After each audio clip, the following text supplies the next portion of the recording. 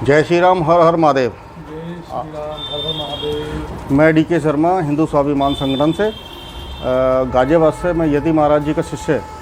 आज मैं अपने मित्र हरीश जी के साथ हूँ और हरीश जी से जो इन्होंने अपना व्यापार किया, जो प्रारंभ किया है और प्रेरणा मात्र मानते हुए यति महाराज जी को आज इनका साक्षात्कार करते हैं हम और इंटरव्यू लेते हैं। और जी ये इंटरव्यू लेने का एक ही उद्देश्य है कि कैसे हम अपने सनातनी जो हमारे बच्चे हैं सनातनी हिंदू, वह शर्म की वजह से काम नहीं कर पाते, छोटे काम नहीं कर पाते।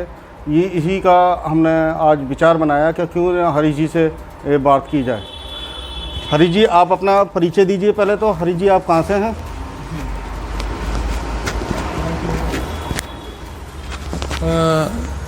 हर हर महादेव सर, हर हर महादेव भाई साहब, सभी को हर हर महादेव।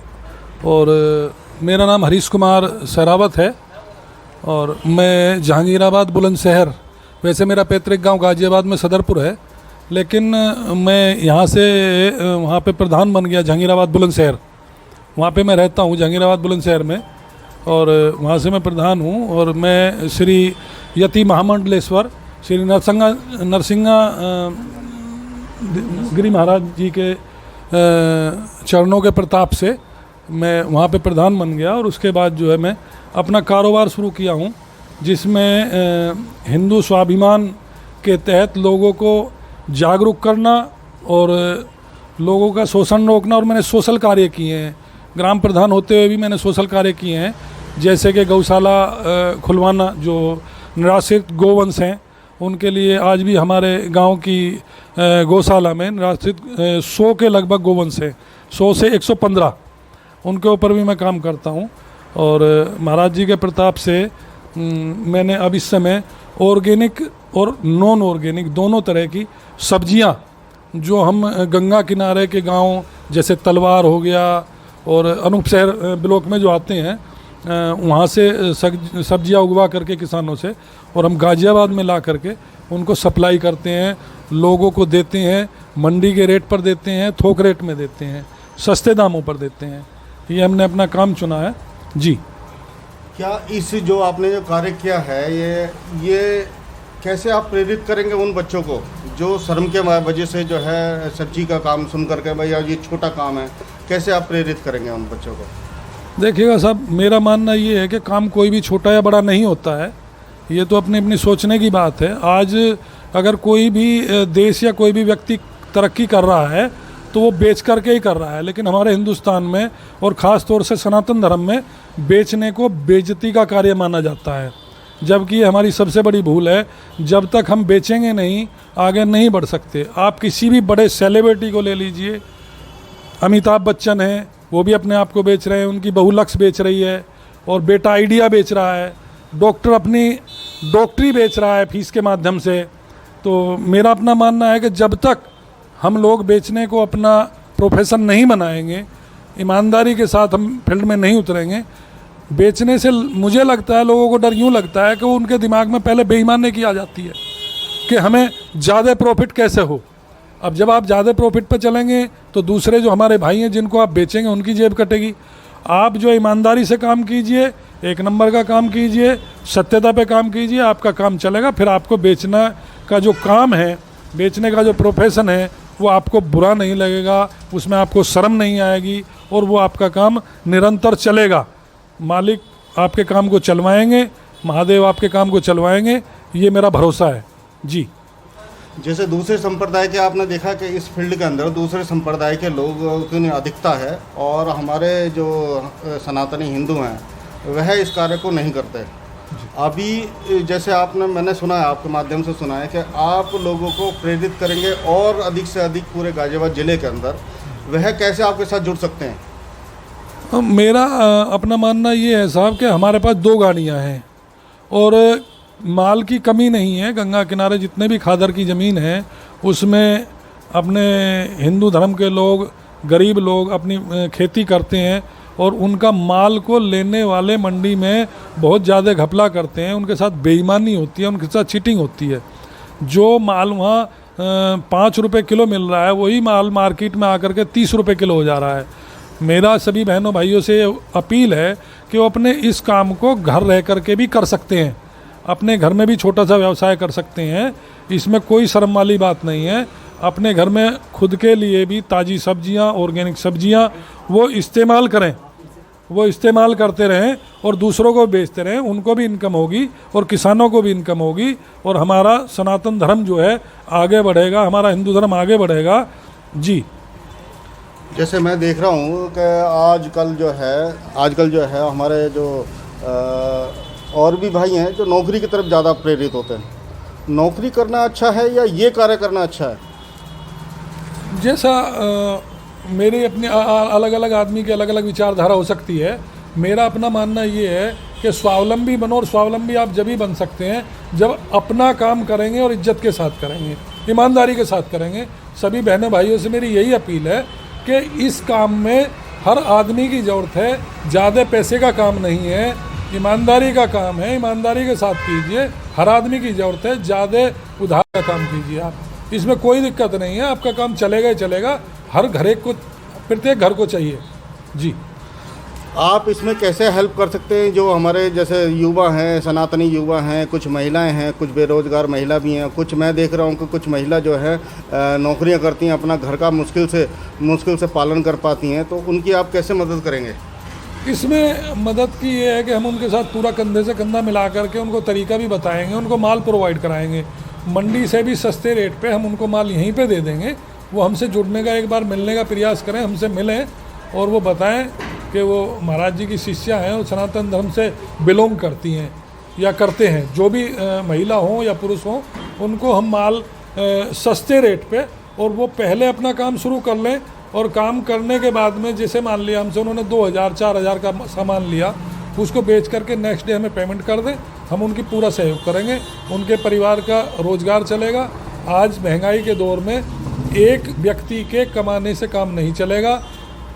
दुनिया बहुत आगे निकल गई है, समय बहुत बदलता जा रहा है।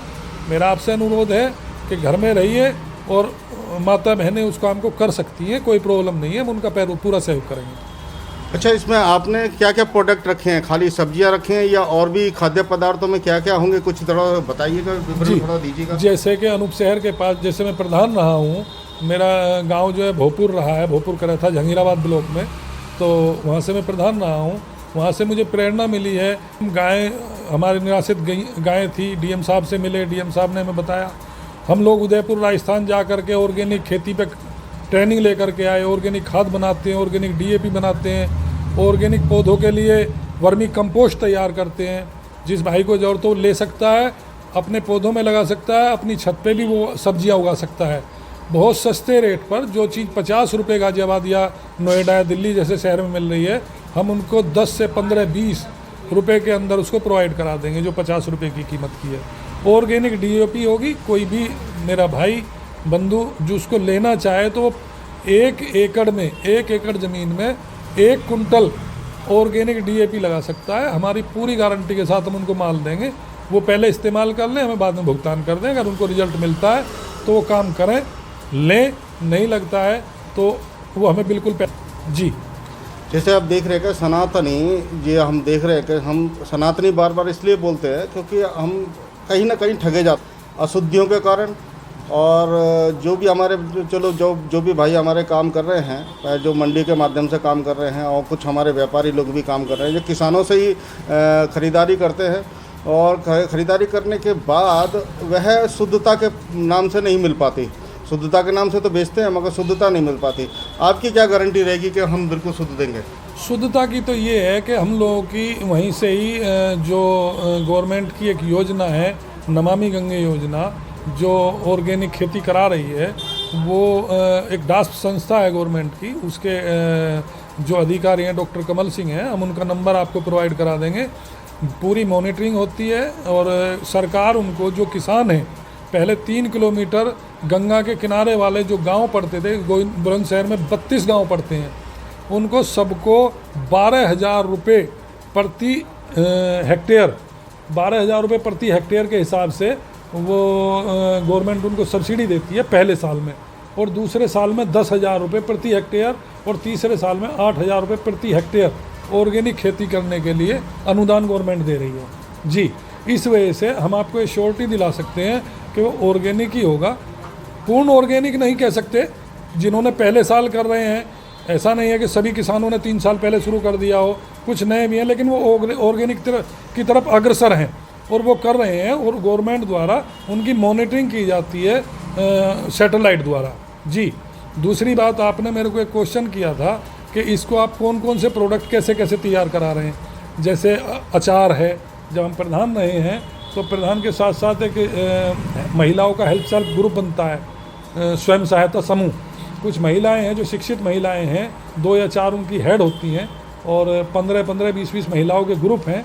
उन ग्रुपों को मिला करके वो वहीं से सब्जी खरीदती हैं, सस्ती सब्जी खरीदती हैं, और उसको अचार वगैरह में कन्वर्ट करके बिल्कुल ऑर्गेनिक तेल, ऑर्गेनिक मसाले, ऑर्गेनिक सब्जियां तैयार करके अचार हम लोगों को प्रोवाइड कराती हैं। हम उसको मार्केट में सप्लाई करते हैं, उनको मार्केटिंग देते हैं, उनको मार्केट देते हैं, जिससे माताओं बहनों को काम मिलता है और वो स्वावलंबी बनती हैं, उनका रोजगार आगे बढ़ता है। जी, इस कार्य के बाद आगे आपकी क्या योजना हो सकती है? योजना ये है कि हम लोग ज़्यादा से ज़्यादा जो हमारे गाँव में लोग हैं वो देहात की तरफ ही रहें, ना शहर की तरफ ना आएँ। यहाँ पोल्यूशन की भी समस्या है, सभी तरह की समस्याएं हैं, और उसमें जो है स्वावलंबी बने। पैसा ही तो कमाने के लिए शहर की तरफ भागते हैं, अब वहीं से ही अपना रोज़गार स्थापित करें, और जो शहर में वो शहर में भी अपना रोज़गार स्थापित करें।